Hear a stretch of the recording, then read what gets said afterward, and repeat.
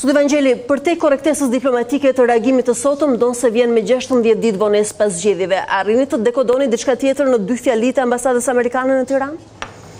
Ka 2 momente që e bën të mezipritur qëndrimin e munguar deri më tani të Shteteve të Bashkuara të Amerikës, e para kontrasti me të shkuarën. 4 vjet më parë, administrata e djeshme amerikane nuk priste asa të certifikojë rezultati i votimeve, por jepte qëndrim për to, urronte dhe fitusin e përsëritur në zgjedhje. Dhe dyta është që kësaj radhe mesazhi i tyre përveç se vonë, në kuptimin që të tjerët kanë folur shumë herë, ishte shumë i thatë dhe duket sikur është ambik. Në fakt nuk ka asnjë gjë të çuditshme sepse në një mënyrë ose në një tjetër reflekton ndryshimin epokal të një presidence të re atipike në Shtetet e Bashkuara, që ndryshe nga demokratët të cilët ishin më të kujdesur për fasadën, që për ne është thelb, për çështjet e standardeve të demokracisë, të mënyrës deklarative të thënit të këtyre, presidenca e zotit Trump në këto muaj të parë është shumë më praktike, shumë më direkte, dhe bazuar në një grup çështjesh të tjera, ku ne do të shikojmë se ku përfshihemi. Ka të bëjë me sigurinë, me stabilitetin, me luftën kundër krimit organizuar, apo dhe me ekonominë në përgjithësi. Nëse i shikojmë të ndërthuar këto 2 plane, atëherë është një gjë e normale, është ajo që pritej dhe që shpresa nga majoranca nuk u realizuan deri në pritshmërinë e tyre.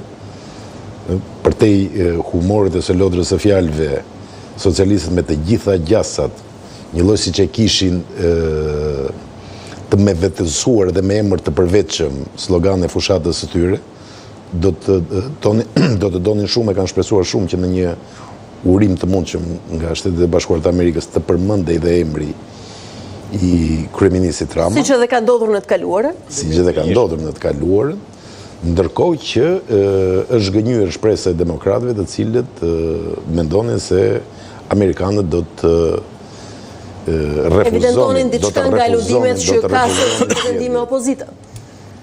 Qoftë edhe qasja jonë, qoftë edhe këto disa orë të eshme që rodhën në Tiranë mbas shpalljes së këtij njoftimi nga ambasada amerikane, na rrëfejnë edhe një herë me një qartësi të frikshme, për herë të pafundme të përsëritur, sa të vegjël, sa të pamjaftueshëm, sa provincial jemi ne pavarësisht modelit modern të gravatave që ndrojmë, dhe çfarë megalomanie absurde që besoj se vetëm në Ballkan mund të rritet.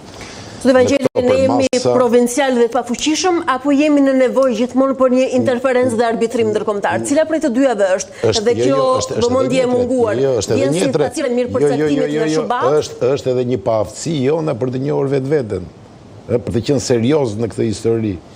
Domethënë, po e çoj absurdin në ekstrem për ta kuptuar se sa i thellë është ai në të vërtetë, na ngjan sikur në zyrën ovale tërkohës, madje edhe në këtë tryezë kemi dëgjuar një ide të tillë, gjithkohës mendohet se çfarë do të ndodhë me Shqipëri kur të gdhihet, meqense ne kemi edhe diferencë. Sigur Shqipëria është prioriteti i tryezës ovale, po më thoni.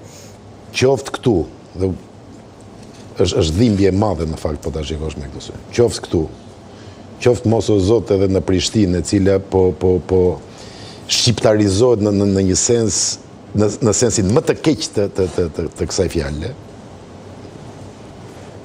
Tani vetëm statistikat mund ta numërojnë, janë 22, 22 seansa. Vështime.